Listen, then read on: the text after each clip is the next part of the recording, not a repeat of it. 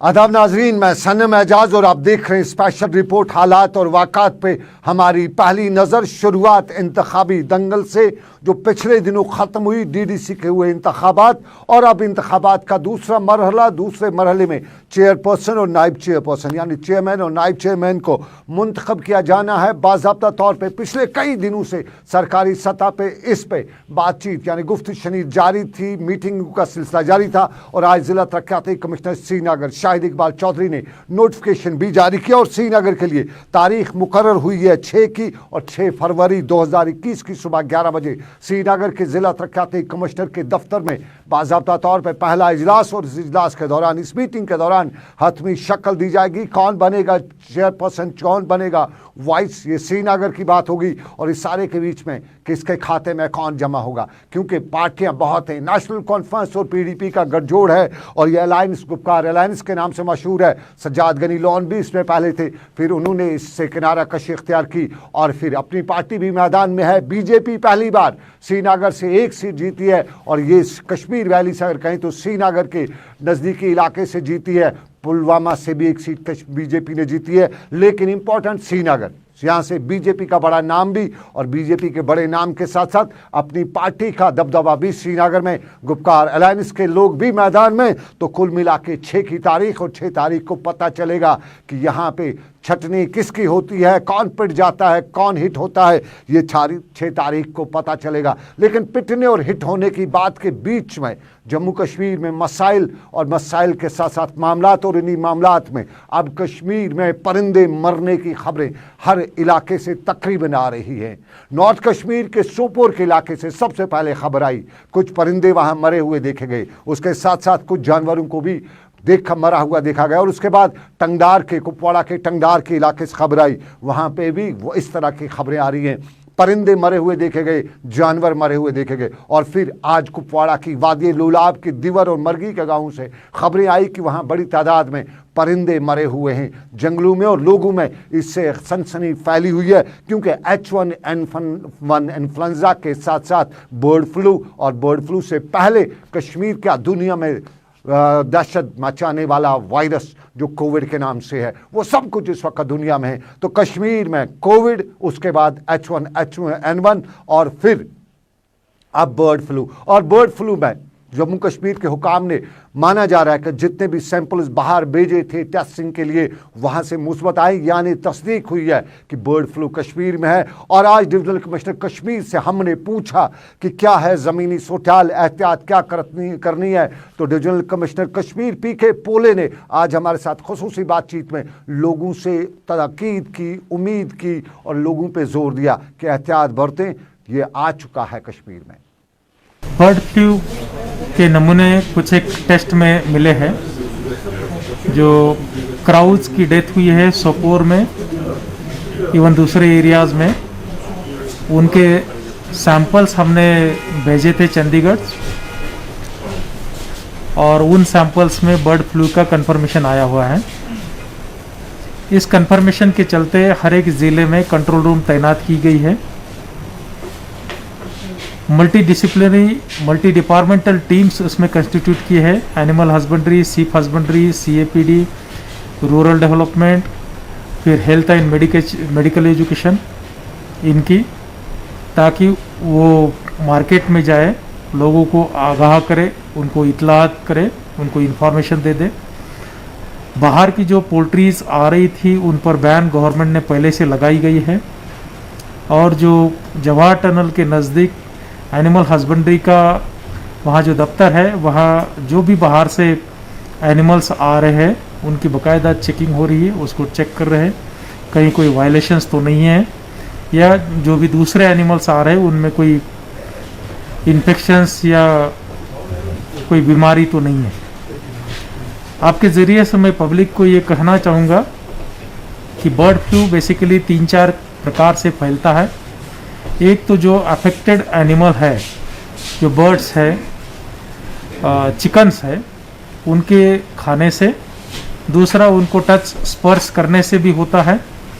तीसरा वो जिस एरिया में रहते हैं उस एरिया में उनके पंख फैलाने से या चलने वगैरह से जो है उस एरिया में उसके जो ये है बर्ड फ्लूज के सैंपल्स वहाँ मिलते हैं, वो उन एरिया से दूर रहे। डेफिनेटली अच्छा रहेगा कि अगर आप इसका कंजम्पशन ना करें इन दिनों में। इवन मान लीजिए कंजम्पशन करते वक्त आप तो उसको बॉइलिंग करते हैं, लेकिन उसको जब खरीदते वक्त ही उसको आपके हाथों को स्पर्श लग करके वो बर्ड फ्लू के जंतु जो है आपके साथ आ सकते हैं। चलिए, श्रीनगर के डिविजनल कमिश्नर यानी कश्मीर के डिविजनल कमिश्नर कश्मीर पीके पॉली हमारे साथ बात कर रहे थे और उन्होंने जिस तरह से बताया कि आ चुका है, तस्दीक हो चुकी है, यहाँ पे अब ये वायरस है और कश्मीर के नॉर्थ कश्मीर के मुख्तलिफ इलाकों में परिंदों को मरा हुआ देखा गया है। कुछ विजुअल्स भी आए हैं, तस्वीर भी आई हैं और उन तस्वीर में साफ तौर पे कौवों को मरा हुआ देखा जा रहा है। साफ जाहिर है ये माइग्रेटरी बर्ड्स नहीं है बल्कि कौवा यहीं पे होता है, लेकिन कहीं न कहीं से ये वायरस इन परिंदों में आ चुका है और जब परिंदों में वायरस होगा तो फिर परिंदों के साथ साथ ये दूसरे जानवरों में भी जा सकता है और इंसानों तक भी ये ट्रांसमिट हो सकता है। कुछ डॉक्टर साहिबान ये भी कह सकते हैं, तो एहतियात ज़रूरी बरतनी है और सबसे पहली एहतियात यही है कि अगर आप किसी परिंदे के पास हैं तो उसके बाद अपने हाथ अच्छी तरह से धोइए, सैनिटाइज करिए, सफाई का खास ख्याल रखिए और अगर आप इन दिनों एहतियात करें, परिंदा यानी जानवर बर्ड फ्लू का खतरा है तो एहतियात बहुत ज़रूरी है। वो खाने पीने का एहतियात भी उसमें हो सकता है, उसकी तरफ भी अगर थोड़ा सा ध्यान दिया जाए तो ज़रूरी है और गोश्त वगैरह की बात भी कही जाती है। लेकिन इस वक्त बड़े मामलात और ये मामलात कश्मीर में ख़ुसूसन सरमा के वक्त के दौरान देखने को मिलते हैं। सरमा में कश्मीर में कड़ाके की ठंड होती है। अब की बार सरमा ने रिकॉर्ड ही तोड़ा और माना यह जा रहा है कि थोड़ी सी जो मोहलत हमें मिली थी उसके बाद अब और गटकार देखने को मिलेगा। ये बर्फ का गटकार नहीं होगा,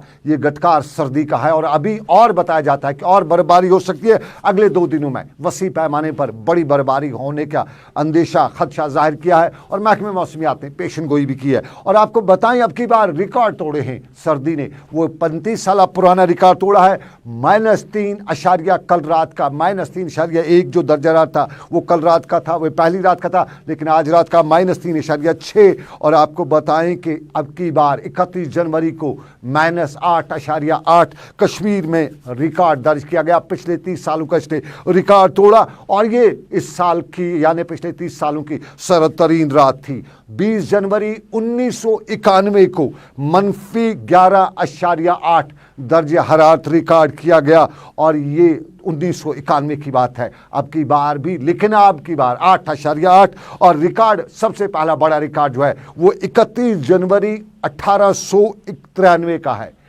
1893 का याद रखिएगा, तब -14.4 डिग्री जो है दर्जा हरारत हुआ था। और अब चिले खुर्द चल रहा है। 40 दिन की कड़ाके वाली ठंड हमने चिले कलान में देखी, अब खुर्द आ चुका है चिले खुर्द और इसके तेवर भी बड़े तेज़ हैं। रिपीट कर रहा है अपनी वही वो खसलत है वो रिपीट कर रहा है। और ये जो 10 दिन होंगे चिले खुर्द के, इसके बाद तो चिले बच्चा भी आने वाला है और चिले बच्चा से भी आप जानते हैं कि काफ़ी हद तक हमें परेशान ही होना पड़ता है। लेकिन इस सारे मौसम के दौरान ये भी माना जा रहा है कि हल्की हल्की बर्फबारी भी होगी, बारिश भी हो सकती है। निचले इलाकों में बारिश होगी, ऊपरी इलाकों में बर्फबारी होगी और बर्फबारी से लेकर बारिशों तक नजर रखी मेरे साथी मीर हिलाल हांजूरी ने। कश्मीर में 40 दिन तक रहने वाला चिले कलान तो खत्म हुआ, लेकिन चिले कलान की सर्दी अभी भी लगातार जारी है। और इस सर्दी के बीच जहां चिला खुर्द या चिला बच्चा का सीजन अभी चल रहा है, वहीं पर महकमा मौसमियात की पेशनगोई भी सामने आ गई है। महकमा मौसमियात की पेशनगोई के मुताबिक आज शाम से ही वादी कश्मीर के बालाई और ऊपरी इलाकों में यानी पहाड़ी इलाकों में बर्फबारी का इम्कान है। लेकिन महकमा मौसमियात का ये भी मानना है कि शहरी इलाकों में बर्फबारी बिल्कुल हल्की नौइयत की होगी, जबकि जो ऊपरी इलाके हैं वहाँ पर ये दरमियाना दर्जे तक पहुँच सकती है। और ये बर्फबारी का सिलसिला सिर्फ आज ही नहीं बल्कि कल 3 फरवरी को भी इसका असर रह सकता है। इस हवाले से दिन के और रात के टेम्परेचर में भी जो महकमा मौसमियात का मानना है कि इसमें बेहतरी आ सकती है।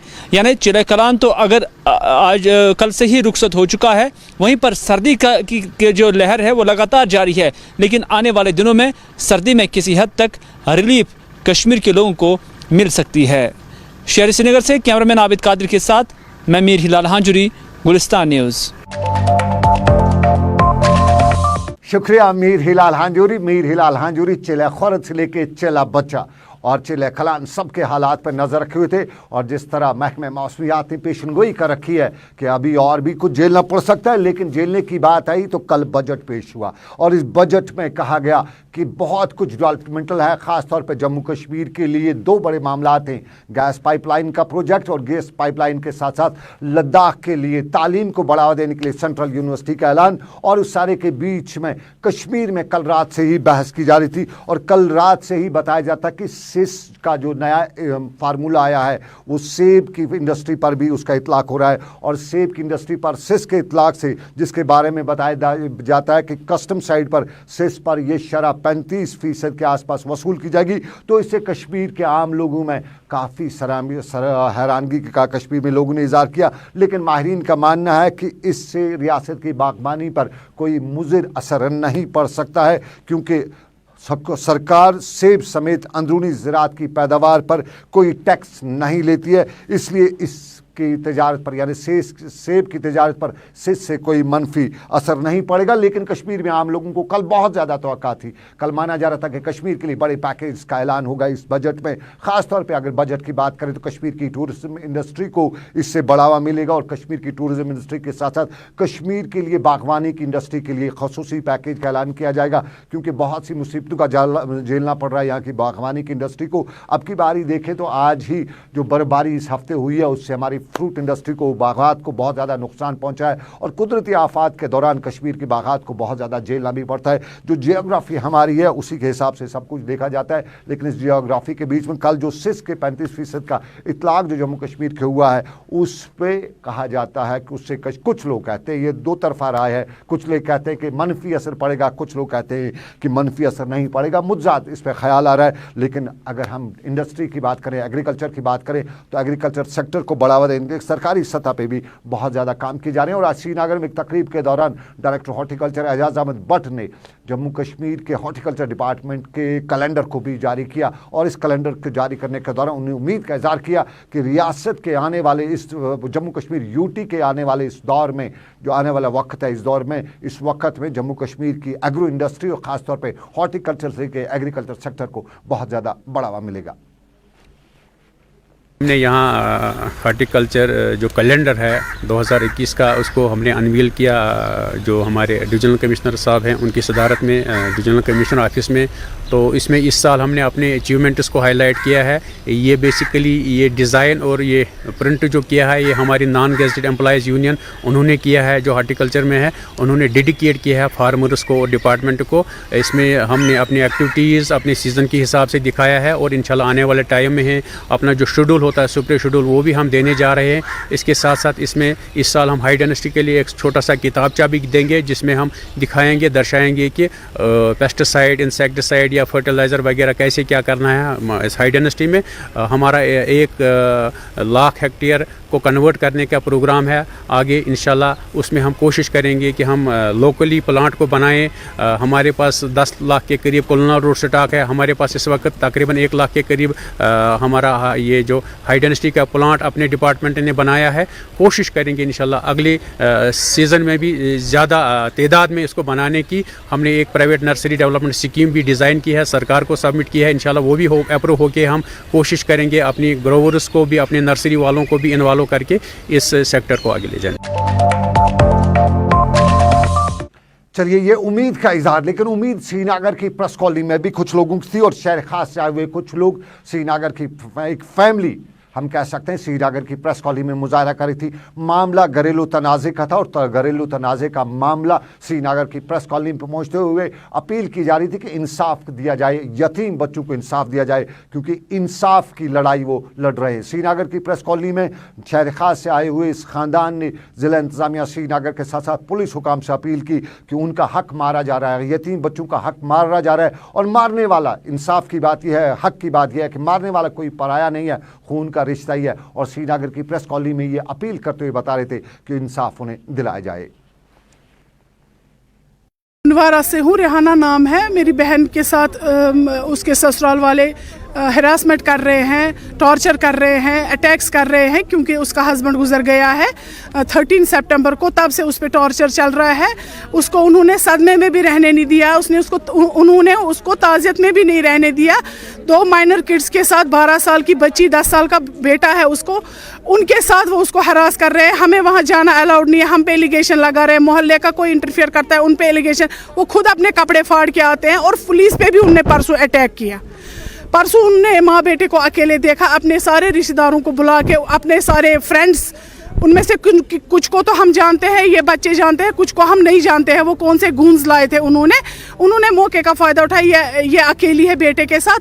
मेरी बहन पे हमला करके उसके कपड़े वपड़े सारे फाड़ के, फ़ोन इनके हाथ से छीन के, इनको घसीट के बाहर निकाला था, रॉड से मारा था। क्योंकि वो इनको बोलते हैं कि आपको यहाँ जी कुछ नहीं मिलेगा, आप अज़ुल हो गए हो, ये प्रॉपर्टी हमने खरीदी है माँ बाप से। बहन दो कह रही है हमने ये खरीदी है, ये अब हमारी प्रॉपर्टी है।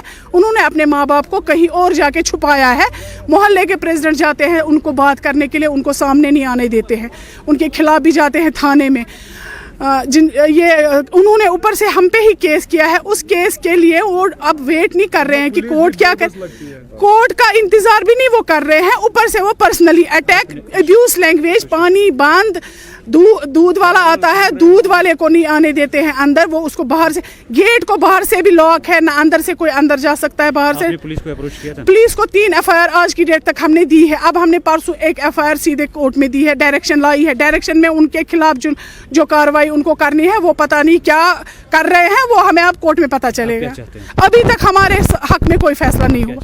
हम चाहते हैं बच्चों के साथ, जो ये माइनर किड्स हैं, 2 यतीम बच्चे हैं, इनके साथ वो हो जो शरह कानून इनके साथ दे।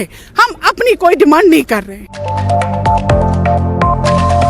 ये श्रीनगर की प्रेस कॉलोनी में खानदान की अपील। उनका कहना कि कहानी उनकी दर्दनाक है, इंसाफ क्या कि वो मुंतजर हैं, लेकिन मुंतजर लोग पानी के भी हैं।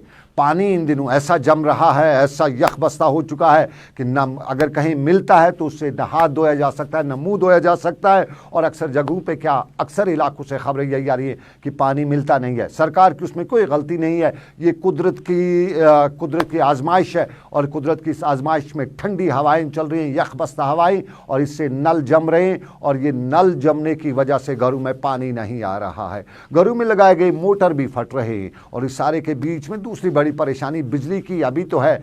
फिलहाल बिजली की परेशानी से गुजारा तो किया जा सकता था, उसका मुतबादल तो है, लेकिन पानी का कोई मुतबादल नहीं है। और आपसे क्या, सभी लोगों से अपील हम ज़रूर करेंगे कि पानी का कुदरत की एक देन है, इसको बचाना हम सब की जिम्मेदारी है। और जिम्मेदारी सरकार की भी कुछ होती है। बुमै सोपोर के लोग कहते हैं कि सरकार अपनी जिम्मेदारी नहीं निभा रही है। बुमै सोपोर से करीबन 10 से 12 किलोमीटर की दूरी पर एक छोटा सा गाँव, और यहाँ गाँव के लोग कहते हैं कि उन्होंने MLA के लिए वोट भी डाले, उन्होंने DDC के लिए भी वोट डाले, BDC के लिए भी वोट डाले, पंचायत के लिए भी वोट डाले, लेकिन सब कुछ करने के बावजूद भी उनके बुनियादी मसाइल हल नहीं हो रहे। इलाके में बिजली नहीं है, इलाके में पानी नहीं है, इलाके की खवातीन को दूर दूर के इलाकों से पानी लाना पड़ता है। और जब ये सब मामलात हो तो फिर सरकार की तरफ जो उम्मीदें होती है उन पर भी पानी फिर जाता है। और बुमै सोपोर के लोग कहते हैं कि आखिर कब तक वो आज के दौर में पत्थर के ज़माने के दौर की कहानी बतलाते रहेंगे। और यही मामला हमारे साथी सोपोर में मोहम्मद यूनुस ने उनसे जब बात की तो उनकी दर्द भरी कहानी यही थी कि आज भी ज़माना 1400 साल पुराना उन्हें लगता है,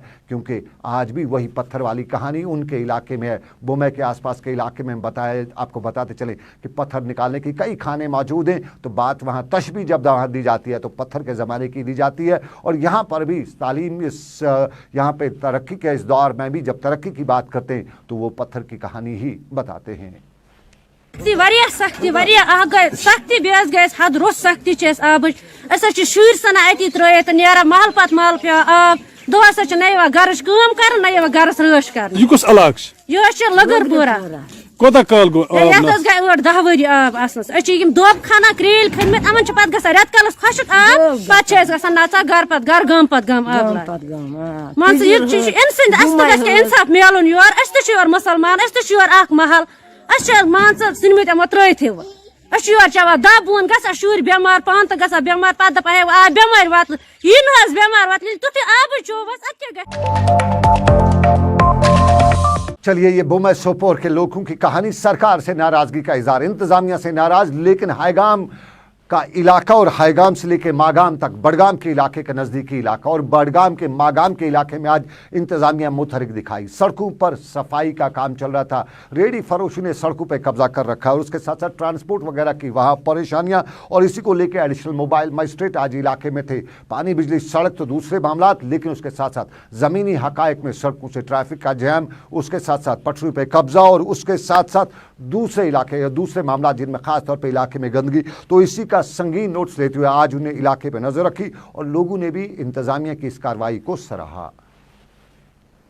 जो यहाँ पर ये ड्राइव हुआ काफ़ी सराहनीय ड्राइव है, क्योंकि आपने खुद देखा होगा वहाँ पर जाम में तकरीबन बंदा 2-2, 4-4 घंटे फंसता है। MC मागाम से भी मेरी मौदबाना गुजारिश रहेगी, उन्होंने पूरा हाल्ट करके रखते हैं। वहाँ पर एक आदमी चल नहीं सकता है, उसकी वजह से बीमार फंसते हैं या इमरजेंसी होती है, किसी बंदे को, सरकारी मुलाजिम को ड्यूटी पर जाना होता है, फंसते हैं। जो वहाँ पर कार्रवाई हुई मोबाइल मजिस्ट्रेट मागाम की तरफ से वो काफ़ी सराहनीय है। मैं गवर्नमेंट इंतजामिया से गुजारिश करता हूँ, जो आला हुकाम है DC बडगाम से, ऐसे ड्राइव होने चाहिए ताकि लोग ट्रैफिक मैस में न फंस जाएं और जिनको अपने डेस्टिनेशन पर पहुँचना होगा वो वक्त पर पहुँच जाएं वहाँ पर। चलिए, ये मागाम पट्टन के लोगों की कहानी, लेकिन आपको बताते चलें न पट्टन के साथ साथ कुपवाड़ा की बात करें तो कहते हैं कि अगर अफसर बदल जाए और अफसर ज़मीनी सतह पे ज़मीनी हकाइक पर नज़र रखे तो ज़मीनी हकाइक भी बदल जाते हैं। कुपवाड़ा की कहानी आपको याद होगा, अक्सर इलाके के लोग रोना रोते थे, इल्ज़ामात वहाँ के लोग यही बताते कि यहाँ कोई पूछने वाला नहीं है। लेकिन अब जो ज़िला तरक्याती कमिश्नर वहाँ पहुँचा है, बदल के नया आया है, तो उसने लोगों से पूछना शुरू कर रखा है, इंतज़ामिया को जवाबदेह बनाना शुरू कर रखा है और उसी जवाबदेह बनाए जाने के मुस्बत नताइज कुपवाड़ा से निकल रहे हैं। हल्ब मतमूरा का अस्पताल कई सालों में सियासत की नज़र हुआ, ऐसा हुआ कि उसका इनॉग्रेशन भी नहीं किया गया और ज़िला तरक्याती कमिश्नर कुपवाड़ा इमामुद्दीन ने आज बाज़ाब्ता तौर पर कई सालों से लटके पड़े इस मामले को आज सुलझाया, हल किया, इनॉग्रेशन भी किया और इलाके के लोगों के लिए एक खुशखबरी की नवीद भी कहानी भी सुनाई। लेकिन इसके साथ साथ उन्होंने कई और मामला पर भी नज़र रखी, नज़दीक के इलाका नगरी से लेकर दूसरे इलाकों पर भी नज़र रखी और नगरी में इंतज़ामिया की गफलत का संजीदा नोट्स लिया, वहाँ तिबी अमले की कमी का भी संजीदा नोट्स लिया और उसके साथ साथ पुल का हाल भी देखा। ज़िला इंतज़ामिया कुपवाड़ा में ख़ास तौर पर ज़िला तरक्याती कमिश्नर इमामुद्दीन के आने से कुपवाड़ा में लोगों को उम्मीदों के एक बड़े पहाड़ अब नज़र आ रहे हैं और लोग कहते हैं कि उनके उम्मीदों की ये पहाड़ कहीं ज़ाया ना हो और लोग इमामुद्दीन से उम्मीदें लगाए हुए हैं कि जिस तरह से अब तक उन्होंने शुरुआत की हैं, इन शुरुआत को, इस अमल को जारी रखा जाए, एडमिनिस्ट्रेशन को अकाउंटेबल बनाया जाए ताकि आवाम के मसाइल हल हो और आवाम के मसाइल जो इन दिनों वहाँ पे हल हो रहे उस पे लोगों में खुशी साफ झलक रही है। आज इस इलाके के लिए ईद का दिन है, क्योंकि ये बहुत फार फ्लंग एरिया है। यहाँ पे पिछले 21 साल से ये बिल्डिंग बन रही थी, लेकिन इसकी इनॉग्रेशन नहीं हो रही थी, लोग सफ़र कर रहे थे। और आज जब DC साहब की वसादत से और DD साहब की वसादत से, जिन्होंने काफ़ी कोशिश की DC साहब को इस एरिया में घुमाया, he has by self monitor the actual situation of this area. Far flung area है, बहुत प्रॉब्लम्स है यहाँ पर।